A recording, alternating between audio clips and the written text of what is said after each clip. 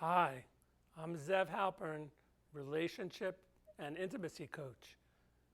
Thank you for taking time to watch and listen to this mini course I call Come Together, Strategies and Tools for Relationship Harmony. While that has many meanings for couples in relationships, some emotional, sexual, and others, the overarching meaning of Come Together here is each member of a relationship be equipped with some tools and guidelines they could employ to forge a positive path through the inevitable hurdles we encounter in our relationships. You can come together tactfully, emotionally, and sexually with the power of two forces in tandem, stimulating your relationship for a mutually fulfilling and exhilarating life bond together. Doesn't every couple want a smoother go of it and less wear and tear and more enjoyment and pleasure? I know I do. Well, I created this course because I want that for you as well. Solid and fulfilling relationships result in success and productivity in every aspect of your life together. Yes, even your wallet and pocketbook. Really, you should be congratulated for having a desire to improve and stimulate your relationship, and even more for taking action to do it. I take this topic very seriously because my experience with so many couples empowers me to have one of the most meaningful impacts I can in the lives of couples. Helping your relationship bond thrive means I can help you enjoy bliss in so many other aspects of your life as well. This brief primer on getting on the same page in your relationship is designed to help you develop a foundational infrastructure for your relationship, whether you're married or not, that will help you keep it healthy and growing year after year. It contains a simple but important 4-step process to equipping your relationship for long-term emotional and sexual prosperity. In a nutshell, Come Together is about being thoughtful in your desire for your relationship to thrive in mutual fulfillment.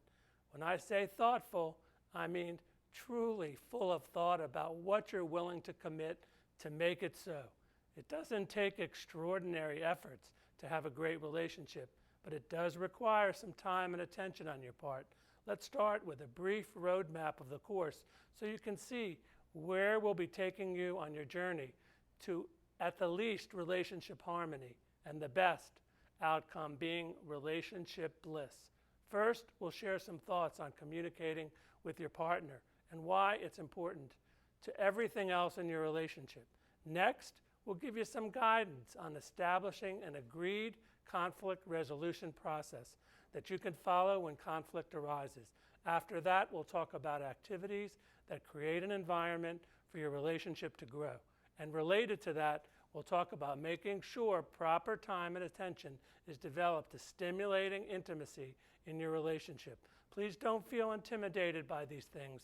I can assure you, they're very simple to understand and to incorporate into your life once you know what they are and why they're important for each of you. Shall we get started? Let's do it. Please go on to Lesson 1, Communication, and prepare yourself to shape a relationship you'll enjoy for a lifetime.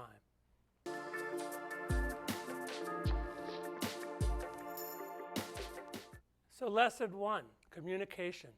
In this first lesson, we're going to talk about communicating with your partner because it's probably the most significant place where relationships break down. It's truly the foundation of all other aspects of healthy relationships. If you can prioritize and master communication with your loving partner, you'll dramatically minimize the need to focus on conflict resolution within your relationship. So communication starts with an understanding of human nature. I'm not suggesting you need to be a psychiatrist here, but a 19th century philosopher and psychologist by the name of William James once said, "There's no deeper principle in the human nature than the craving to be appreciated." If you can find it within yourself to take those words to heart, you will have the key to a fantastic, lasting, and stimulated relationship. People generally, and your partner in particular, like to know that they're appreciated. They like to know that someone's listening and understanding them when they talk. They like to know that their opinions and desires matter to those they love, and like to know that someone cares enough about their happiness to support them in those opinions and desires. So in your own desire to have a happy relationship, you must appreciate that it starts with being committed to feeding your partner's craving for appreciation. Here are some concrete ways to get that done. When you talk to your partner, be fully present and focused on them. It's not easy. Walk away from the cell phones, computers, TVs, and such, and show them that you're totally focused on them. I know that's difficult in our age because devices are so much a part of everything we do. So I ask you both to make a real try. Go offline sometimes and come together to forge a path of appreciation for each other. The winner will be your relationship. And share how their day went or something that concerns them. Listen fully, but also ask follow-up questions that logically follow from the things they're saying. In other words, participate actively in a conversation on the topic that's important to them. Observe and be aware of the nonverbal communication too. Look for body cues, language cues, facial expressions, and the like that might give you insights into how you should respond to what's being discussed or communicated. It's all there. You just have to open your eyes enough to see what's right in front of you. Incorporate non-sexual body contact into the communication process where appropriate, like hand-holding, a hug, a gentle shoulder massage, or anything else that stimulates mood and spirit of what's taking place between you at the moment. Acknowledge your partner's contribution to the conversation in some way, either by expressing your enjoyment of it or showing how you appreciate their taking the time to talk. Always end with some type of acknowledgement of the conversation. A nod or a warm smile is worth a million to your partner. That's what they need from you. Because communication is so important in a relationship, be sure to honor it by setting time aside for conversations to take place. If you find yourself in the middle of a task at a time when your partner wants to talk, acknowledge them. Ask for time to finish the task so you can be fully focused on what they have to say. That's a respectful way to feed their cravings for appreciation too. Above all else, make it your mission to signal to your partner that you respect them, the things that are important to them, and that you want to support their emotional well-being. Remember, always our natural craving for appreciation, and you'll probably make the right choices for the moment.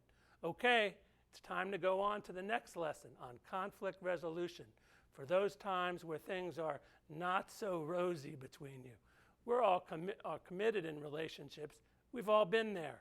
I've been in a relationship for over 35 years. Trust me, I do get it.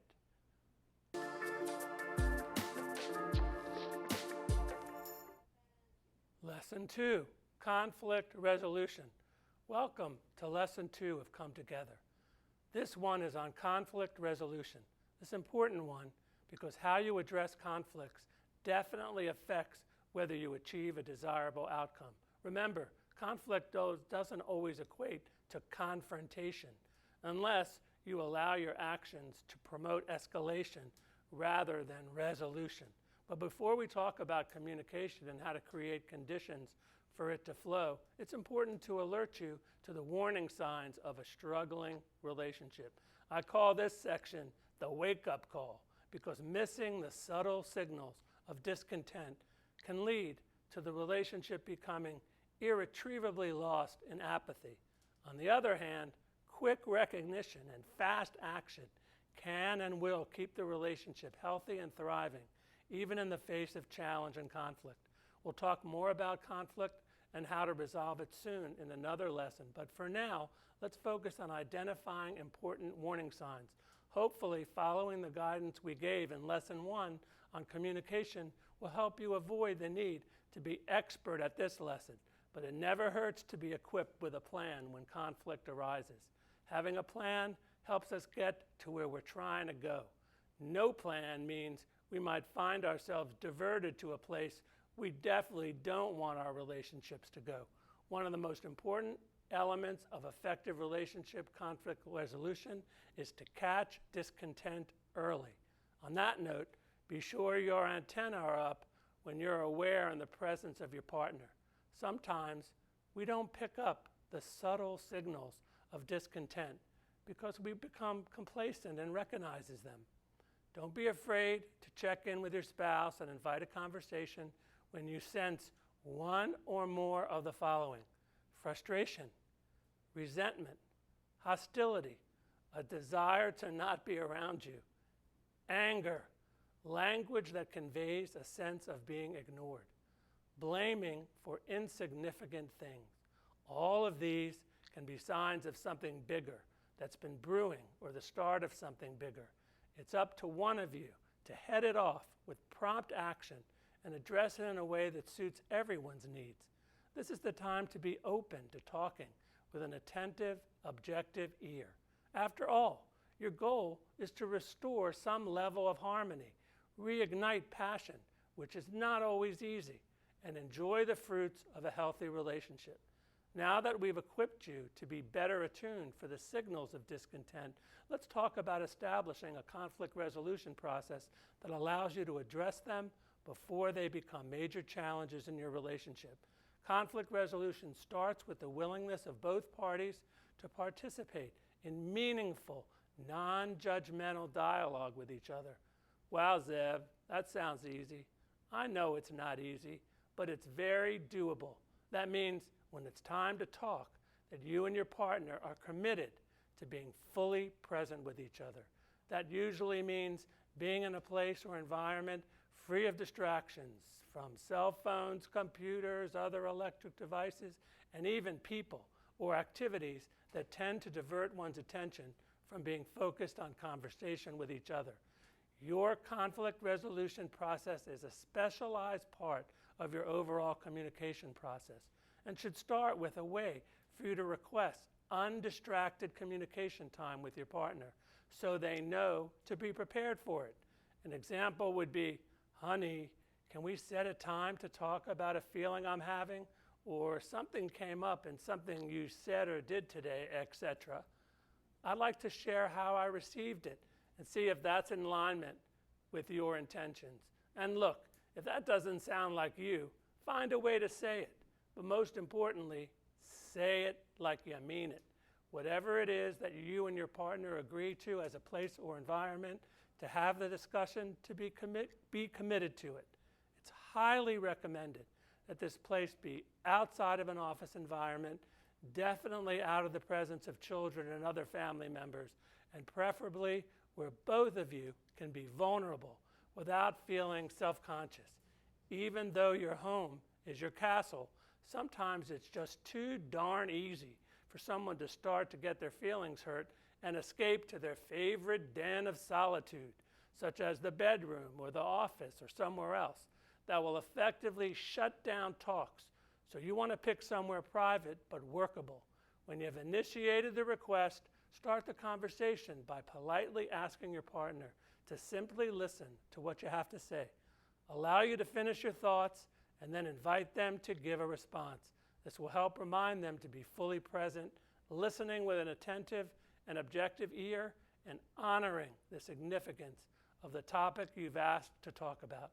You should obviously be prepared to do the same when your partner initiates the request.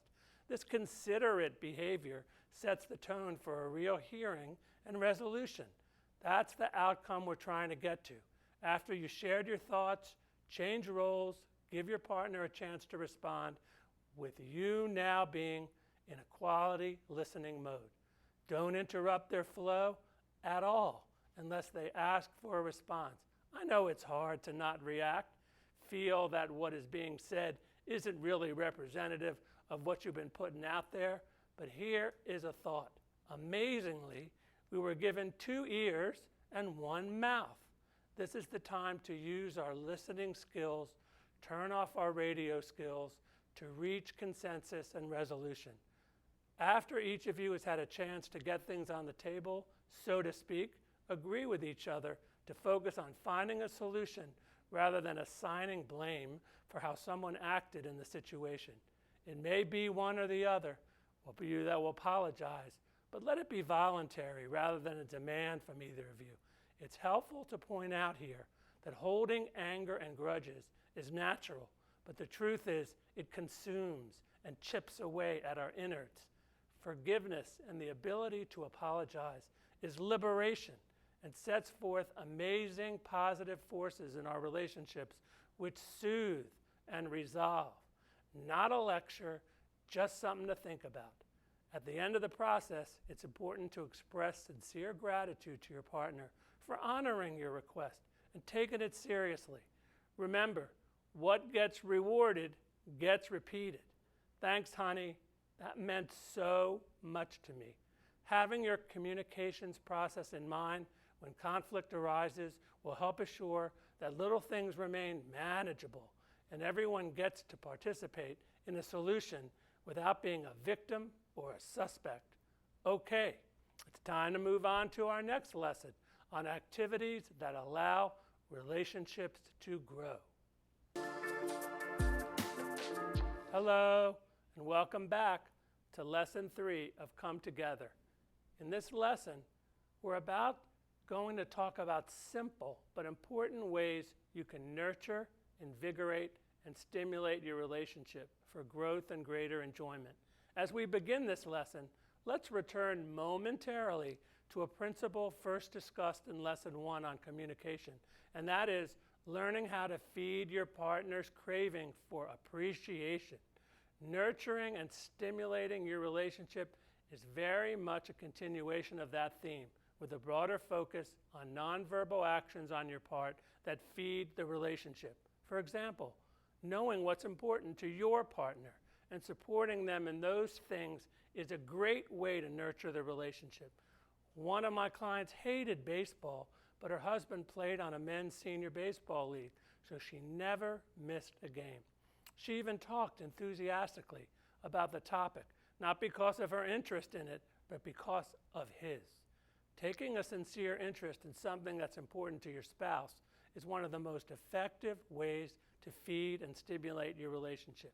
If you don't know what's important to your partner, it might be a good time to ask what to do you really need to do from me, because getting them something that you think they need, but they really don't, is not a nurturing moment in your relationship. Remember, it is about each of you, but ultimately what you can do to invest and stimulate your relationship. Most people love to receive gifts, and they're made even more special when they're unexpected. Keep in mind, purposeful in the choice of gift is more important than how much you spend on it. If your partner loves golf, a sleeve of their favorite golf balls and some new tees or some cosmetics or accessory won't set you back financially, but it will set you up for acknowledgement and appreciation. It's also quite romantic, by the way. We all have a little romance in us to send a handwritten card, leave a post-it during any day, or do something homegrown for our partners. Gift giving is also enhanced when you include a personal note explaining why you chose the gift. It reinforces for your partner that you actually put thought into what would please them. Have a purpose with every gift you give and communicate that to your partner for maximum impact. Shifting gears slightly here, every relationship can use a break in the routine. Recognize when you might benefit from doing activities that are spontaneous, like going for a walk together, if you haven't done so recently, eating at a new restaurant, or even one you ate at when you were dating. if it's been a while ago, can also be very refreshing. Pleasant disruptions to the normal protocol can help reinforce you on what you love about each other. Give that a priority when things get boring and routine. As we wrap up this lesson, please take stock of the fact that none of these recommendations requires an earth-shaking investment of time or effort. Rather, they simply require you to engage in conscious thought and actions about ways to celebrate your relationship with your partner. You're both guaranteed to benefit and guaranteed to have an exponentially better relationship if you take the time to think and invest in it. Okay, we're coming down to the home stretch. On to everyone's favorite relationship topic, stimulating your relationship for more intimacy. Lesson 4, intimacy. I'm Zev Halpern. Welcome to the 4th and final lesson in our Come Together course. I hope you've found great value in some of the things we've shared. I also hope you'll give us feedback on how you're doing with some of our suggestions. Now would be a good time to consider scheduling some Zev couple sessions. Reach out to me. We'll talk, schedule some time to iron out those rough spots and get to the business of sorting out and stimulating your relationship for a pleasurable go of it. So here are a few preliminary thoughts on intimacy in your relationship. Intimacy is perhaps the single most sensitive topic and activity for couples because of all kinds of personal preferences, beliefs, opinions, including societal conditioning, must be addressed in a respectful and considerate way. Even marital partners have limits and preferences with which how intimacy is expressed between them. You should always respect those limits, but be open to discussing the possibility of expanding them without being judgmental, fearful, or defensive. Remember, your relationship should be a sanctuary for trust and safety. The subject of intimacy sometimes presents the ultimate test of whether those things, trust and safety, truly exist between you. These are paramount to the goals of a more fulfilling and, yes, stimulating relationship. With those thoughts out of the way, let's explore intimacy. Contrary to what you think, intimacy doesn't always translate into sex, although it often and consistently does for many couples. This is one of those areas where it helps to know your partner's expectations, or we could say sexpectations, before you tie the knot, so that no one gets set up for disappointment later. That would be ideal, but in reality, people change, bodies change, as do appetites for meeting our own and our partner's sexual needs and requirements. Let's also recognize that things, circumstances, and people often change, which is why it's important to be open to conversation about intimacy. The topic of intimacy is probably the most popular topic brought up by my coaching clients. It's often discussed with only one partner present when there is a concern about having these sometimes difficult discussions. I therefore invite you to meet with me to discuss any concerns that you have about the topic or discussing and addressing it with your partner. I generally find that the subject of intimacy usually leads couples to wanting to explore new and different ways to spice up their relationships. This is a good thing in a relationship, even if it hasn't been that way for a long time. It can be exciting and intimidating at the same time, but it's never boring. In the pursuit of invigorating and stimulating your life together, please try to do whatever you can to step out of your comfort zone just as far as you think you can. You never have to do something you don't want to do, but keep an open mind. The result could be a feel-good explosion you may never have thought was possible for your body, relationship, and your whole life. Trust me when I say it's definitely possible for you.